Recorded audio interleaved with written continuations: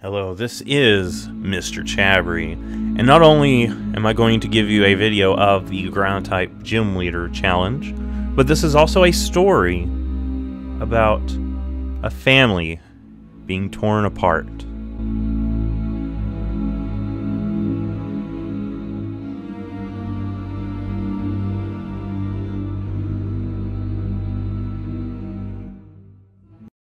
Our story follows Giovanni Jr., and from the name it should be clear on who his father is. His father is Giovanni, the gym leader of Viridian City. Giovanni Jr. is going to wake up on his 10th birthday. That means this is his chance to actually go on an adventure with his Pokemon. So, what's he going to do? He's going to go to Professor Oak's lab and pick out his starter. So, at this point, we don't actually have access to ground types. So Giovanni Jr. is just going to select Charmander. That way the rival Red is going to have a Squirtle, giving us more of a challenge throughout this playthrough. And since this is the first battle, there's not that much of a challenge. It kind of is just a back and forth for a while. But Charmander does get the victory, giving us the first knockout on our rival. And even though at this point we do not have access to ground-type Pokemon yet, we do have access to Pokemon that will become ground-type once they reach their final form. And the first one we're going to come across and capture is Nidoran Male. The second one is going to be Nidoran Female.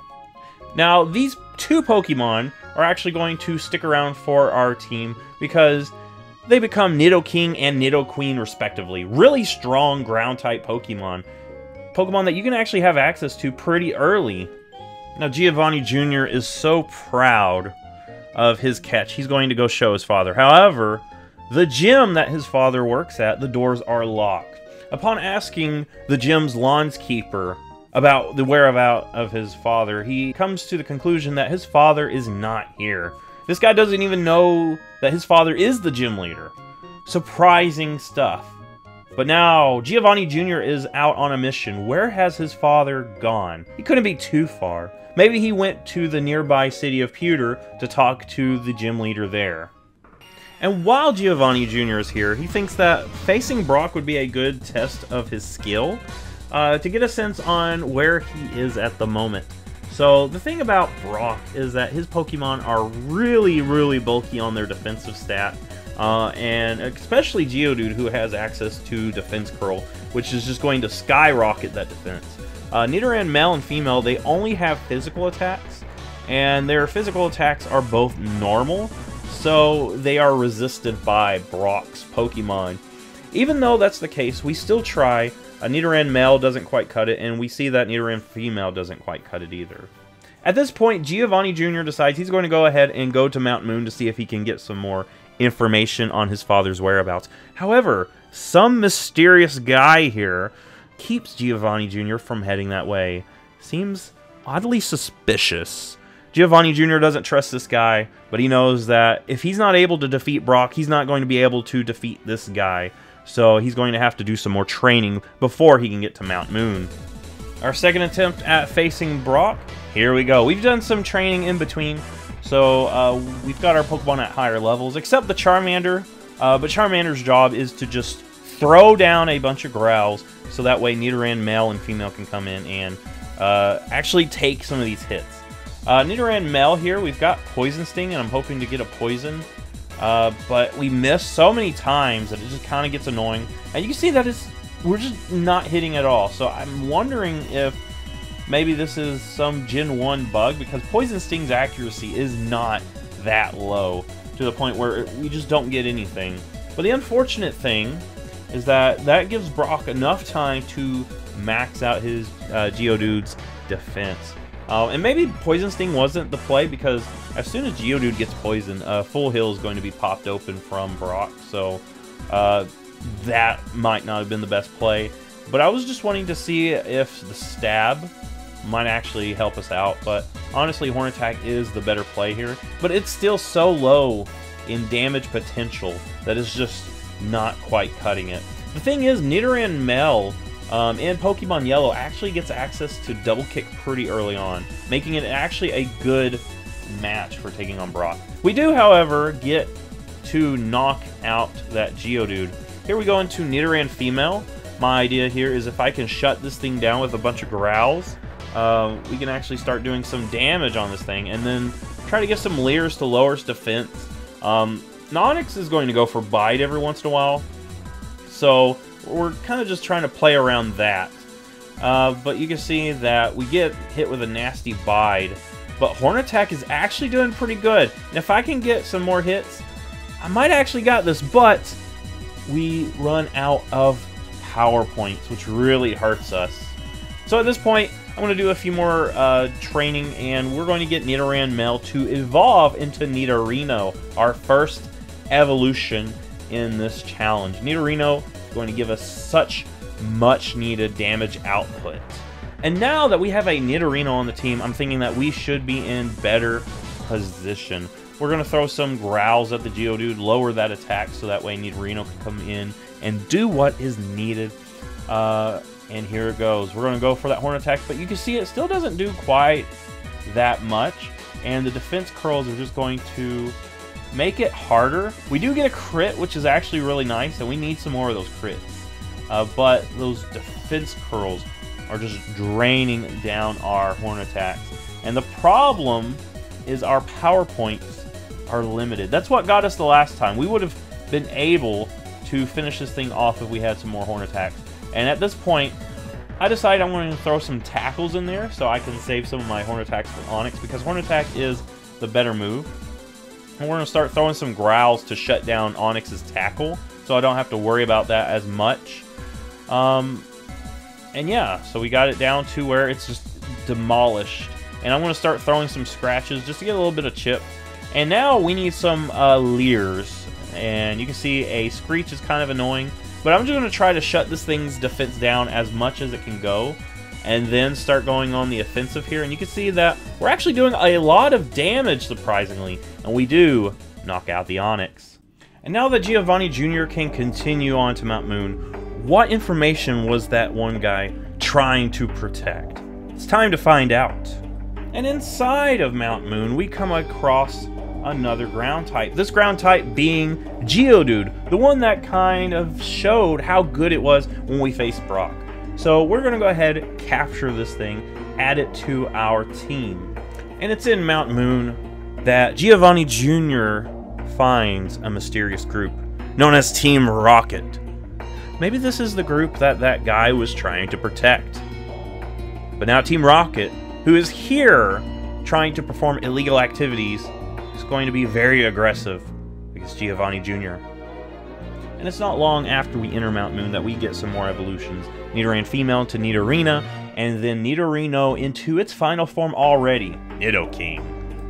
And it's also inside of Mount Moon where Giovanni Jr. learns some important information. Where do you have Giovanni? Giovanni, he's in our hideout, deep beneath Celadon City. Good luck looking for it, kid. It turns out Giovanni's being held within Team Rocket's hideout, somewhere in Celadon City. Giovanni Jr. knows that he needs to make his way to Celadon City to save his father. But first he needs to add some more ground types to his team. And Sandshrew comes around just at this point. Now Sandshrew is one of my favorite ground type Pokemon. And now we've made it to Cerulean, and our rival Red is going to challenge us. So we're going to lead off with Geodude. That's because Geodude has really good bulk, and it should be able to hit back pretty hard. However, you can see that Tackle is doing nothing, and in fact, Pidgeotto is actually doing more damage with its moves. So we're going to hop right into Nidoking, our strongest Pokemon on our team. It's actually really cool having a fully evolved Pokemon at this point. We're going to send Sandshrew out here, basically for free experience, because Abra can do nothing to us, so we just scratch it into oblivion. Rattata comes out, and we're just going to try to get some chip damage onto this Rattata, maybe try to throw some sand in its face, just so we can bring in the Geodude and get some experience on it. And we do lose our Geodude here, unfortunately, but Nidorina can come in and clean up pretty easily. Last up is Squirtle, and I'm going to go into Nidoking because it is my strongest Pokemon, and 3 Horn Attacks will be enough. And after Giovanni Jr. finds and deals with 2 Rocket Grunts that are here in this area, he now makes his way towards the SS Anne. So after training a little bit in the SSN, we are ready to face our rival once again. This time Geodude has Rock Throw, but obviously Geodude needs to have some form of glasses or maybe even contacts, because it just can't hit. We go into Nidoking, who just demolishes the bird with a few horn attacks. Man, Nidoking is just so powerful at this point. Next up is Raticate, and we're going to go into Sandshrew to get some nice damage onto this thing. And we go for a Slash and a Dig, and that's going to be enough. Next up is Kadabra, and we're going to do some switcheroo tactics, so that way Sandshrew can get some experience. And Geodude unfortunately takes a nasty hit. One horn attack is all it takes, and then Wartortle is last. Thrash is going to do some good damage, and we don't take much from Bubbles, so Nidoking really pulling its weight. And it's actually at this point that we decide to go back to face Misty, finally getting that gym badge. And I actually forgot to heal up for this battle, so we're going to go in with quite a bit of damage on our Nidorina. But Nidorina is still able to take on the Staryu pretty easily. Next up is the Starmie, and Starmie stands no chance. Pretty easy victory, surprisingly. And it's also around this time when we finally evolve our Sandshrew into Sandslash. And in terms of fully evolved Pokemon that we have pretty early access to, we're going to go back to Diglett Cave to catch ourselves a Dugtrio. Now you can catch a Diglett, but I think it's actually really nice to go ahead and try our luck in catching a fully evolved Dugtrio. And you can see it takes quite a bit of damage onto us, but we're still able to catch it within one Pokeball. In the Vermilion City Gym, Giovanni Jr. opens up the secret door by listening into these mysterious electrical switches. He learns that if you listen very close to them, you can hear them hum. So now he's ready to face the Electric-type gym leader, Lieutenant Surge. And the fact that Lieutenant Surge uses electric types means that Giovanni Jr. is just going to cut right through these very easily. Voltorb goes down to one hit, Pikachu goes down to one hit, and that leaves the Raichu. And Raichu is pretty fast, but he goes for a Thunderbolt, which wouldn't have done anything anyway. Giovanni Jr. comes to Celadon City, and surprisingly, there are so many Team Rocket grunts just roaming the streets. In fact, he finds a lot of them hiding out at the game corner. And after defeating the Rocket Grunt that was standing in front of a poster, Giovanni Jr. hears a familiar sound. A secret switch to a secret hideout. Giovanni Jr. comes across another Moonstone and uses this one on Nidorina, finally getting a Nidoqueen. And after descending deep into the bowels of Team Rocket's hideout, he finally comes across two grunts guarding a door. And after defeating those grunts, he finds Giovanni. Giovanni is impressed with his son's potential, and in fact gifts him a Silph Scope, suggesting that he should make his way to Lavender Tower to test his skills there. It is in Lavender Tower that Red makes another appearance. This time Nidoqueen is packing Thunderbolt, and a quick Thunderbolt and a Scratch to clean up will take care of the Pidgeotto. Next up is Growlithe, and Dugtrio is blazingly fast, so Dig is going to smack that puppy down. Next up is Execute, and we go into Nidoking just because we don't have anything great at this moment for Execute. And Horn Attack looks really nice, but unfortunately we're going to be put to sleep, which is annoying. We do finally wake up and finish the Execute. Kadabra comes out and Dugtrio outspeeds it and destroys it. But that leaves the Wartortle, who we have Thunderbolt just for this guy. So we're going to knock it out. Really easy win. The next thing we do is we find Cubone. Now, Cubone is a ground type, and I would love to use this thing on this team. I've never actually used a normal Cubone or Marowak for that matter, so I do think it'd be nice to use it on the team. And upon reaching the peak of Lavender Tower, Giovanni Jr. comes across some more Team Rocket grunts causing trouble. He promptly defeats each of them, kicking them out.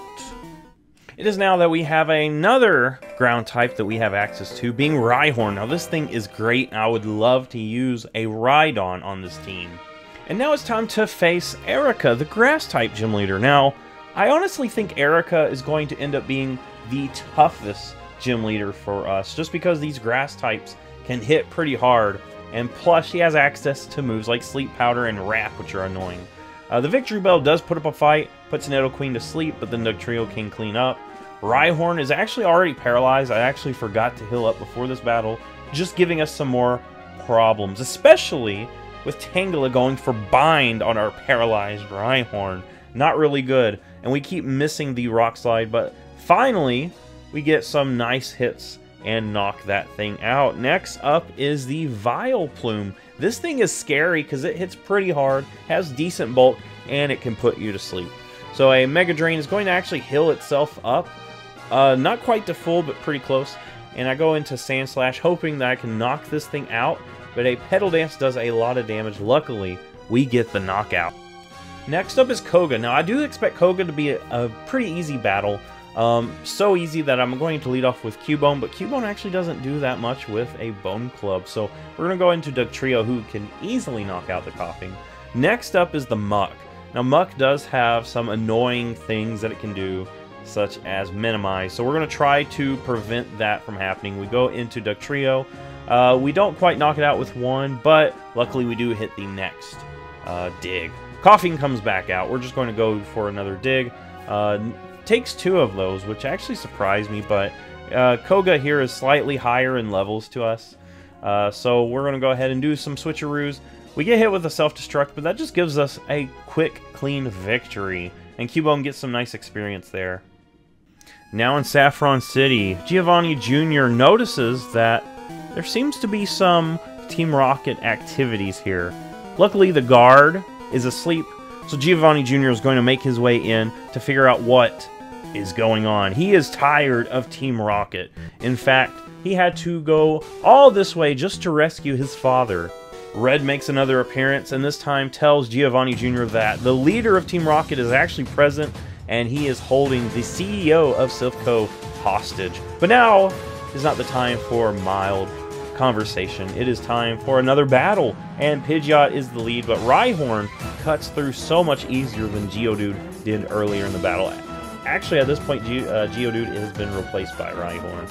And Rhyhorn also has Earthquake now, which gives us one of the best stab moves throughout the entire game. Really, Earthquake is the best ground-type move from Gen 1 all the way to the current gen. Nidoqueen Ice Beams execute, knocking that out. Dugtrio happens to be faster than Alakazam, but surprisingly, Alakazam actually lives. So, yeah, but we do get the knockout with a subsequent dig. Blastoise comes out, and we do have an answer for Blastoise now. However, Blastoise is surprisingly fast for a turtle, but it takes 3 Thunderbolts to finish it off, and that's what we get. It's also in Silph Co that our Cubone finally evolves into Marowak. Marowak is a Pokemon I'm very interested in seeing how well it does. Giovanni finally makes it to where the CEO is being held hostage. It's time to finally see the face of the leader of Team Rocket. Beyond that door, Giovanni Jr. cannot believe who he sees holding the CEO hostage. His own father. He thought his father was captured by Team Rocket, but in actuality, his father was the one calling the shots. That's why he was in Celadon City's game corner. He wasn't a prisoner. He was the head honcho. But now is not the time to process his emotions. He has to act. So he challenges his father to a battle. So Giovanni Jr. leads off with his brand new Marowak. And Marowak is going to get some good hits with Bone Club. Nidorino finally going down. Kangaskhan comes back. Rhyhorn is the main go-to here because Earthquake will do the most damage. But you can see that Kangaskhan does have some bulk to take some of those hits. But it takes 3. Rhyhorn finally knocks it out. Now Giovanni sends out his own Rhyhorn. So Rhyhorn versus Rhyhorn. Luckily, Giovanni Jr.'s Rhyhorn knows Earthquake. Nidoqueen comes out, and Nidoqueen goes for a Body Slam, but 2 Earthquakes is all it takes, and Nidoqueen is defeated. And this time, Giovanni berates his own son claiming loyalty to Team Rocket, and leaves.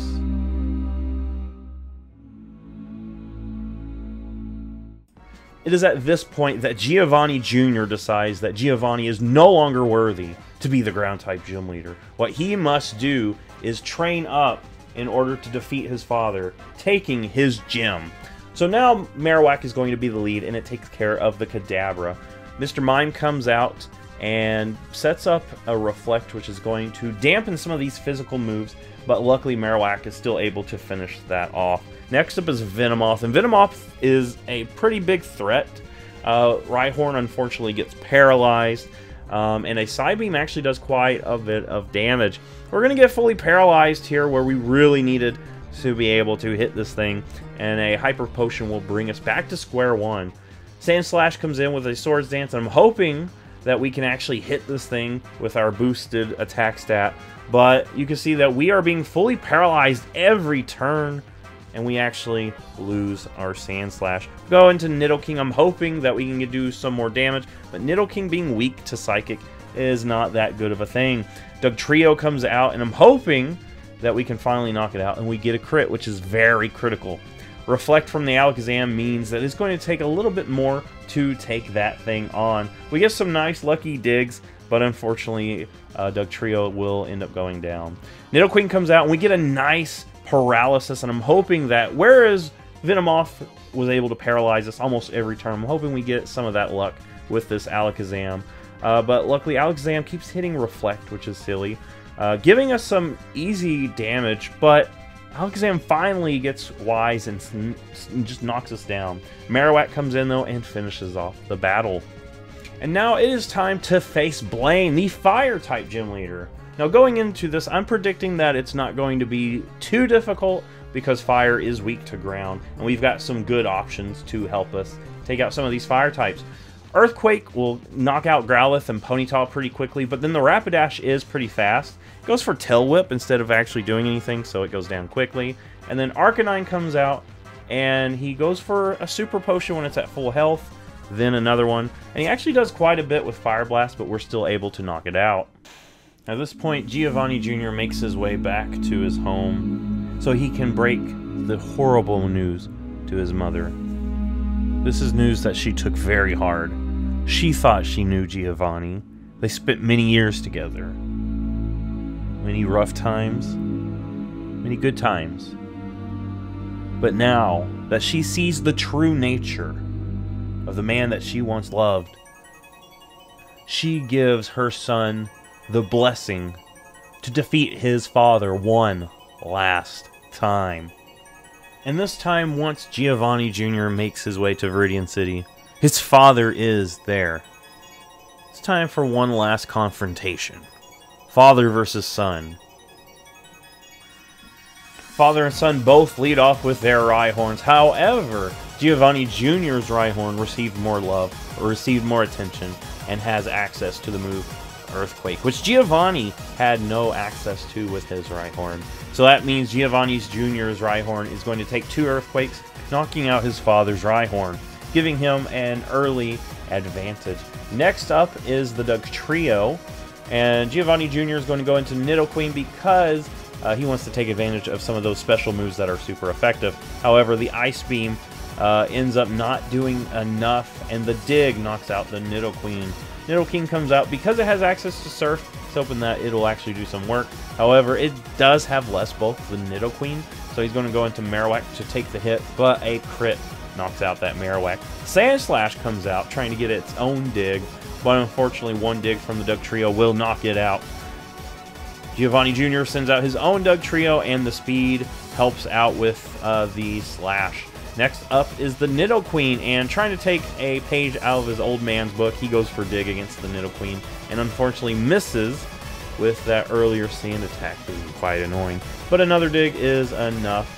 And then at this point, Nidoking comes out, and now it's Nidoking versus Nidoking. However, Giovanni Jr.'s Nidoking has access to Blizzard, and even with a Blizzard, it doesn't quite do enough to knock it out, and a crit from Thrash is going to almost knock out his own Nidoking.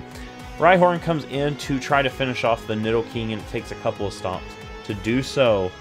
that means that there is now just one Rhydon. And Rhydon versus Rhyhorn. The Rhydon hits a one-hit KO Fissure, doing a ton of damage.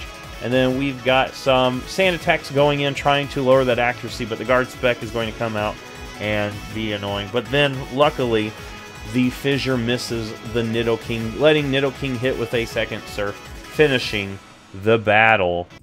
It is at this point that Giovanni finally realizes the error of his ways. Instead of staying with his family or following his gym leader responsibilities, he decided to follow down the path of crime, and his own son has toppled his Team Rocket empire, taken his place as ground-type gym leader, and now Giovanni, in his shame, leaves Kanto for good.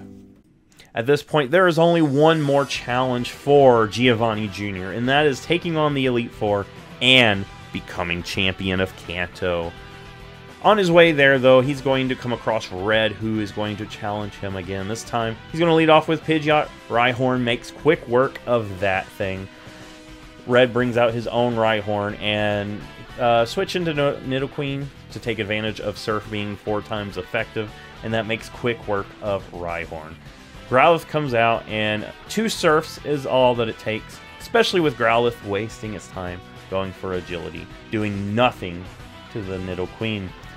Next up is Execute, and Fire Blast is now on Nidoqueen, and a Burn is going to give us just enough damage to knock it out. Now is the Alakazam. This thing is fast, so I'm hoping Dugtrio can come in and outspeed, but unfortunately we missed the dig, and we don't actually outspeed.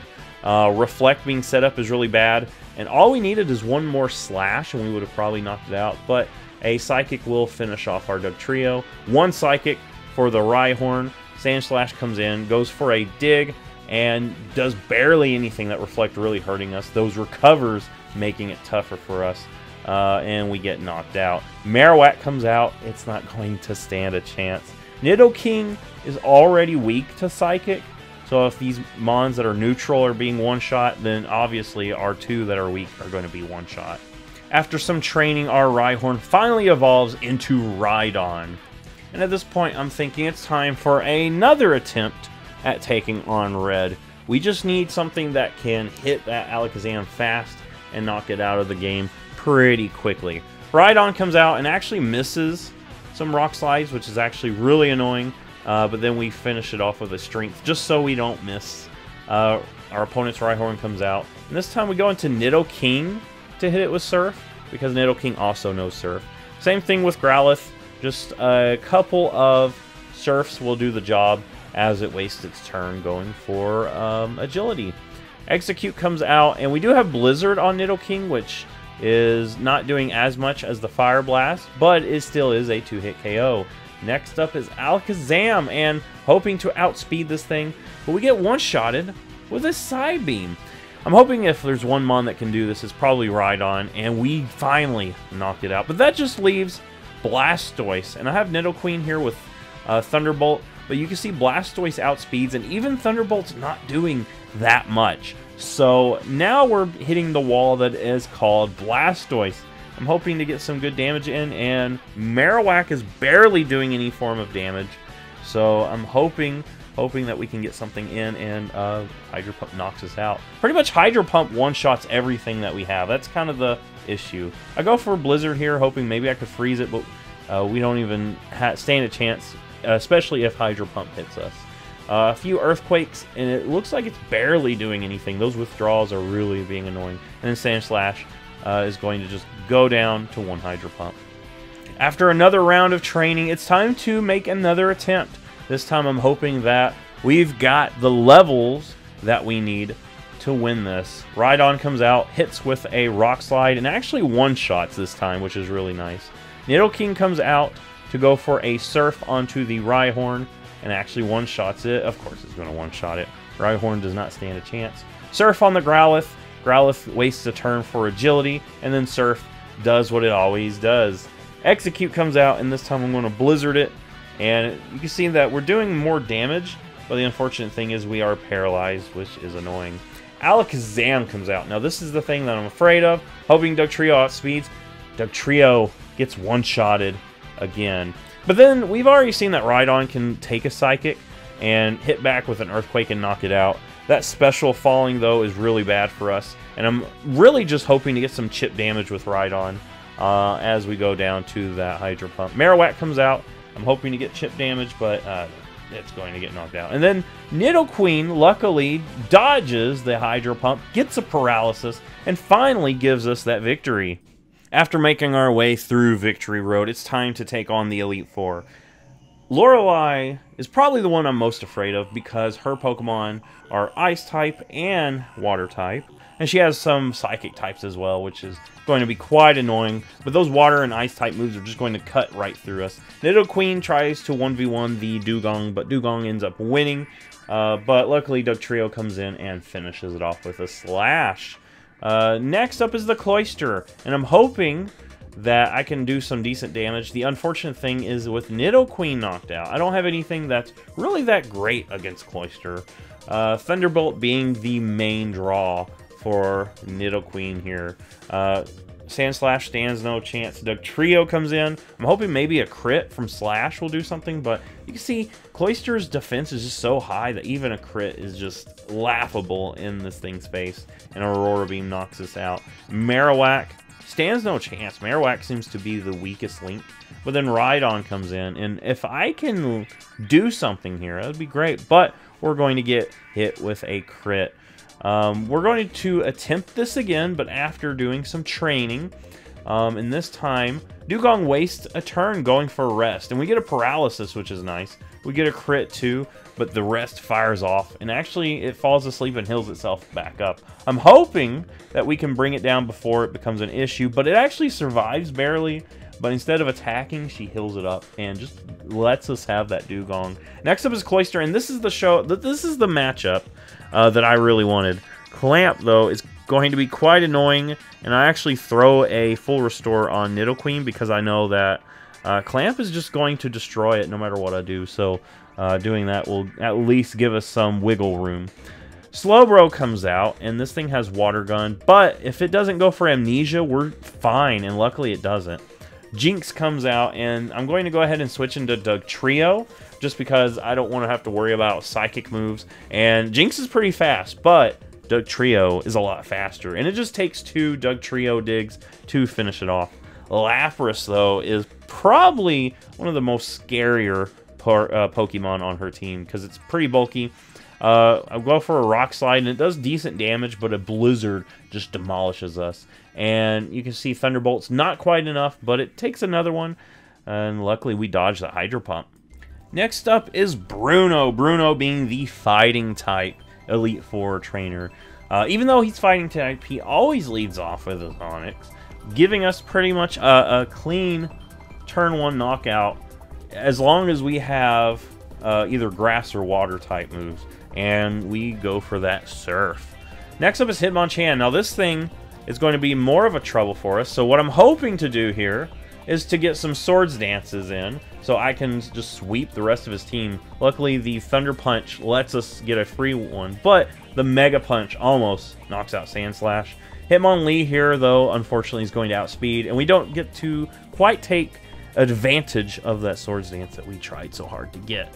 Nidoqueen comes out, and I'm going to just try to demolish this thing with a Strength, but you can see that it actually takes it very well, and of course, Surf looks like it's doing more damage, but it's not going to be enough because the high jump just hurts it so bad. Dugtrio, though, luckily being faster, gets to clean up that Hitmonlee, and then that means next is the Onix again. So if you sneeze Surf at it, it's gone, so I'm not even going to talk about the Onix anymore. But Machamp comes out. Now, Machamp is pretty bulky. I am nervous about Machamp, so I'm going to go for Dig. It goes for Fissure, which is kind of scary, and it gets an X Defend, and it actually waits until its health is down, and it goes for a Submission. It actually gives us the victory because it did that, though. Next up is Agatha. Now, Agatha, of course, is a Ghost-type Elite Four trainer, but really, when you get here, think in your mind that she's Poison-type, because all of her Pokemon are Poison-type. Not all of them are Ghost-type. The fact that they're all poison type, though, means that they are weak to my ground type moves. And Dugtrio being faster than Gengar is great here. So we just demolish that Gengar. Golbat comes out. I'm going to go for a Ice Beam here. But unfortunately, we're going to get confused. And you can see here, we get so unlucky with this confusion. It takes us quite a few turns just to at least do some damage. And she switches out after she sees that we're breaking through. I go into Marowak. It's the one Pokemon I'm not that tore up about if it gets knocked out. But luckily, Bone Club actually pulls through and just one-shots. Dugtrio comes back for the Golbat. But you can see that Slash is not doing as much as I'd hope it would. I was hoping it would be doing a lot more. So we're going to try to do some switching to get something in that is more effective. And Ice Beam almost does the job. I go for Surf here just to try to conserve some of my power points. Next up is Arbok. As long as I've got a ground type move to hit this thing with, there's no way that we're going to be hurt by this thing. And Acid just does barely anything. So that thing goes down. And that's going to leave her final Gengar.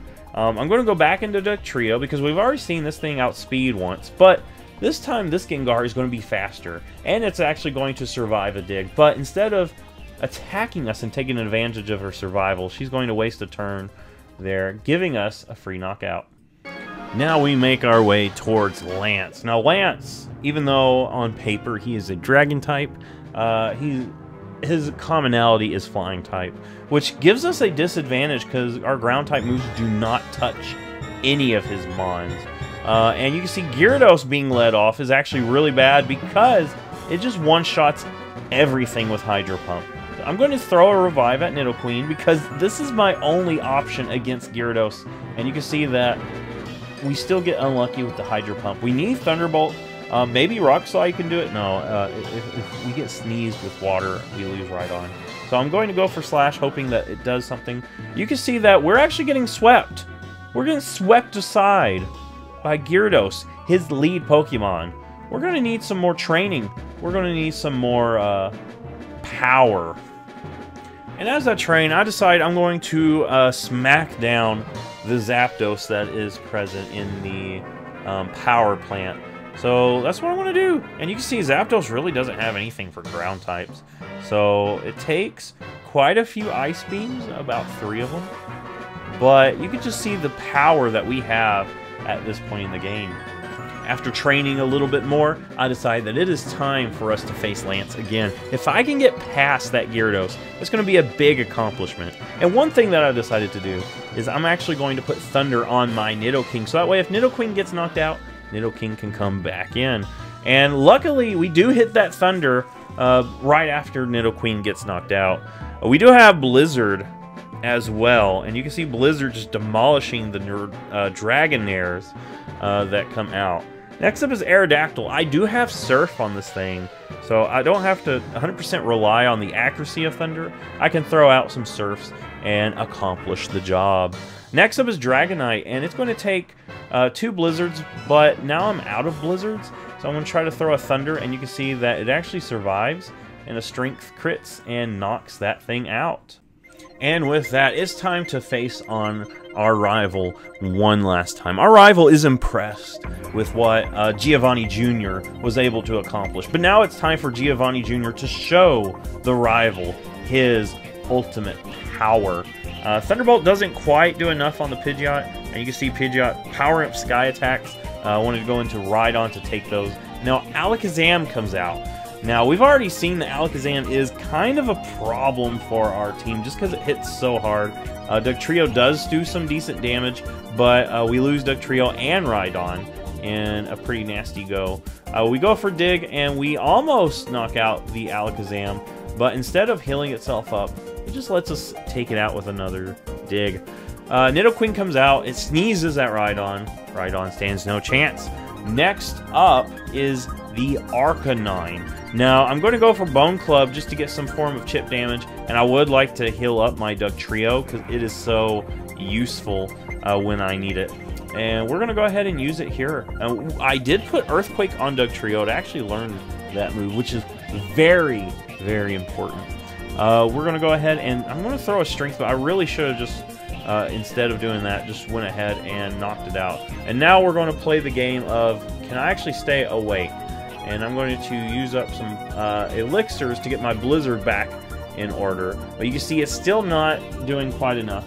Hypnosis is going back and forth. I'm hoping to get a freeze or something, but luckily we do finally knock that out. Blastoise comes out, and I do have Thunder on this thing, hoping that we hit it. We missed the Thunder, but we do have Dugtrio to come in, and I'm going to throw some Sand attacks to prevent that nasty Hydro Pump from being as annoying. And we're going to throw a Toxic to try to put this thing on a timer. Unfortunately, it does get the Hydro Pump, and we're going to go into Sand Slash, trying to get some chip.